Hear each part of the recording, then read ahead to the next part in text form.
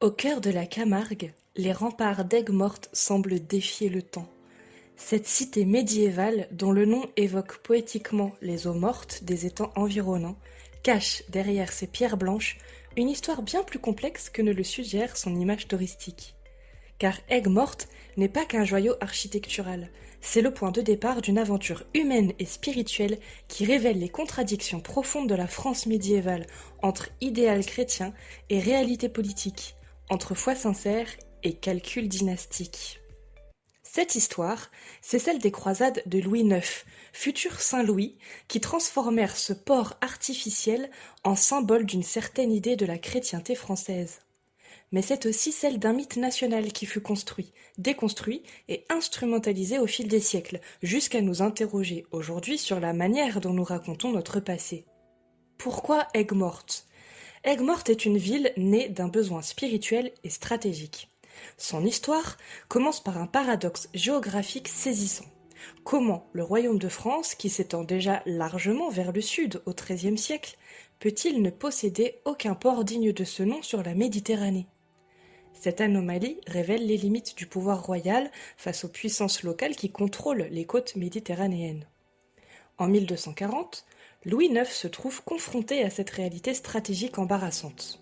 Marseille appartient au comte de Provence, Montpellier au roi d'Aragon, et les ports italiens restent sous influence des républiques maritimes.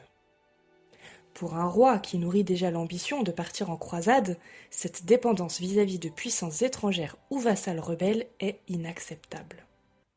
C'est alors que le roi jette son dévolu sur un territoire marécageux appartenant à l'abbaye de Psalmodie.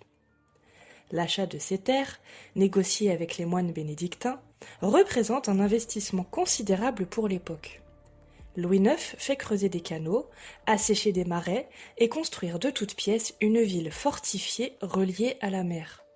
Cette prouesse technique témoigne de la détermination royale, mais aussi de l'immense richesse que la monarchie capétienne peut désormais mobiliser. Le choix d'Aigues-Mortes révèle une ambition plus large. Créer un port français et chrétien, débarrasser des influences commerciales italiennes et des compromissions avec les puissances musulmanes de Méditerranée. Cette dimension idéologique est fondamentale pour comprendre ce qui va suivre. Aigues-Mortes est un projet religieux autant que militaire. Elle n'est pas pensée comme un simple port. Dans l'Europe du XIIIe siècle, l'idéal de croisade connaît un renouveau après les échecs retentissants de la fin du XIIe siècle. La perte de Jérusalem en 1187 face à Saladin hante encore les consciences chrétiennes et la quatrième croisade de 1204, qui s'était achevée par le pillage de Constantinople, a laissé un goût amer.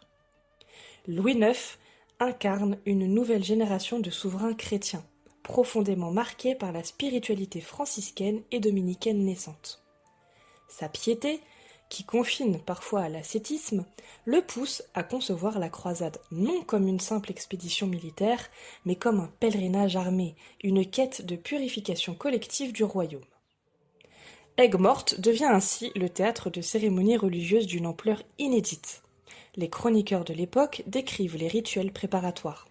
Bénédiction des armes dans l'église Notre-Dame des Sablons, distribution des croix d'étoffe cousues sur les vêtements des croisés, confession publique et jeûne collectif. L'aumônier royal, entouré de dizaines de clercs, organise des liturgies qui transforment la ville en véritable sanctuaire. Cette dimension spirituelle ne doit pas masquer les calculs politiques. En partant d'un port français, Louis IX affirme l'indépendance de sa croisade face aux puissances italiennes et byzantines. Il s'agit aussi de renforcer la légitimité de la dynastie capétienne en s'érigeant en champion de la chrétienté. C'est alors que le 25 août 1248, Louis IX embarque à Aigues-Mortes pour ce qui deviendra la 7e croisade. Cette date marque l'aboutissement de plusieurs années de préparation intensive qui ont transformé la jeune cité en véritable base arrière d'une expédition d'envergure européenne. Les chiffres donnent le vertige. Près de 15 000 hommes, dont 2 500 chevaliers, s'apprêtent à embarquer sur une flotte de plus de 1 500 navires affrétés auprès des républiques maritimes de Gênes et de Marseille. Cette mobilisation révèle la richesse exceptionnelle du royaume de France au milieu du XIIIe siècle, mais aussi sa capacité d'organisation administrative. Les préparatifs logistiques transforment Aigues-Mortes en ruche bourdonnante. Des entrepôts sont construits pour stocker vivres, armes et équipements. Des forges travaillent jour et nuit pour équiper la cavalerie lourde. Des navires ateliers sont aménagés pour transformer les machines de guerre démontées. Cette révolution logistique préfigure les grandes expéditions modernes et témoigne du niveau de sophistication atteint par l'administration royale. Mais au-delà des aspects techniques, c'est la dimension rituelle qui frappe les contemporains. Les derniers jours précédant le départ sont marqués par des cérémonies religieuses d'une intensité exceptionnelle. Le roi lui-même se soumet publiquement au rite de purification. Jeûne prolongé, confession détaillée, communion solennelle, cette théâtralisation de la piété royale vise à donner à l'expédition une légitimité divine incontestable. La stratégie de Louis IX repose sur une analyse géopolitique ambitieuse. Plutôt que d'attaquer directement la Terre Sainte, il décide de frapper l'Égypte ayoubide, considérée comme le cœur de la puissance musulmane en Méditerranée orientale. Cette approche indirecte révèle une compréhension sophistiquée des enjeux régionaux. Le débarquement à Damiette, le 5 juin 1249, semble d'abord valider cette stratégie. La ville tombe sans résistance majeure, et les croisés s'emparent d'un butin considérable. Cette victoire initiale galvanise les troupes et fait naître l'espoir d'une reconquête rapide de Jérusalem. Mais cette euphorie ne dure pas. L'avance vers le Caire se heurte à une résistance imprévue des forces musulmanes, désormais commandées par des chefs militaires expérimentés. La bataille de Mansoura, le 8 février 1250, tourne au désastre. Robert d'Artois, frère du roi, est tué avec une grande partie de la noblesse française. Pire encore, Louis IX lui-même est fait prisonnier avec les survivants de son armée. Cette capture du roi de France constitue un choc psychologique majeur pour la chrétienté occidentale. Comment le champion de la foi chrétienne peut-il être défait par des infidèles ? Cette question hante les consciences contemporaines et oblige à repenser la théologie de la croisade. Certains y voient une punition divine pour les péchés des croisés, et d'autres une épreuve destinée à purifier la foi du roi. La libération de Louis IX, obtenue contre une rançon astronomique de 400 000 livres tournois, ne suffit pas à effacer l'humiliation. Le roi passe encore 4 années en Terre Sainte, tentant de consolider les positions chrétiennes, mais sans jamais pouvoir effacer l'échec de Mansoura. Le retour de Louis IX en France en 1254 ne marque pas la fin de ses ambitions croisées. Au contraire, l'échec de la 7e croisade renforce sa détermination à racheter cet affront par une nouvelle expédition. Cette obstination révèle la complexité psychologique d'un roi profondément marqué par sa captivité égyptienne. Les motivations de cette 8e croisade restent débattues par les historiens. Officiellement, Louis IX prétend vouloir convertir le sultan hafside de Tunis, Al-Mutansir, qu'il croit secrètement favorable au christianisme. Mais cette justification révèle soit une méconnaissance surprenante de la réalité politique maghrébine, soit une volonté délibérée de masquer d'autres objectifs. Car les enjeux économiques et géopolitiques de cette expédition tunisienne sont considérables. Tunis contrôle les routes commerciales entre l'Afrique subsaharienne et l'Europe méditerranéenne. Sa conquête permettrait d'affaiblir durablement les ressources financières des puissances musulmanes d'Orient, tout en renforçant l'économie française. Cette dimension pragmatique ne doit pas occulter la sincérité de la foi royale. Louis IX vit cette nouvelle croisade comme une quête personnelle de rédemption, une occasion de racheter l'humiliation de Mansoura. Sa correspondance avec le pape Clément IV révèle un homme hanté par l'idée de mourir sans avoir libéré Jérusalem. Le départ de cette 8e croisade depuis Aigues-Mortes, le 1er juillet 1270, manque déjà de l'enthousiasme de 1248. Les contemporains notent l'âge avancé du roi, 55 ans, un âge vénérable pour l'époque. Sa santé fragile et le scepticisme d'une partie de la noblesse française échaudée par les échecs précédents. L'expédition tourne rapidement au cauchemar. Le débarquement près de Carthage s'effectue sans résistance, mais les croisés s'enlisent dans un siège de Tunis qui s'éternise. Pire encore, les conditions sanitaires déplorables favorisent l'éclosion d'épidémies qui déciment les troupes européennes. Louis IX succombe à la dysenterie le 25 août 1270, exactement 22 ans après son premier départ d'Aigues-Mortes. Cette coïncidence de date frappe les contemporains comme un signe divin, mais c'est surtout la manière dont le roi affronte la mort qui marque durablement les esprits. Les chroniqueurs décrivent ces derniers moments avec une précision qui révèle une mise en scène soigneusement orchestrée. Couché sur un lit de cendres, récitant les psaumes, distribuant ses dernières volontés, Louis IX offre l'image d'une mort christique qui efface rétrospectivement les échecs militaires de ses croisades. Cette belle mort devient immédiatement un enjeu politique majeur. Philippe III le Hardi, qui succède à son père, comprend l'intérêt de transformer cette mort en martyr, en instrument de légitimation dynastique. La canonisation de Louis IX en 1297 par le pape Boniface VIII consacre cette stratégie. Le roi devient Saint Louis, protecteur mystique de la monarchie française. La transformation de Louis IX en Saint-Louis s'accompagne d'une sacralisation progressive d'Aigues-Mortes.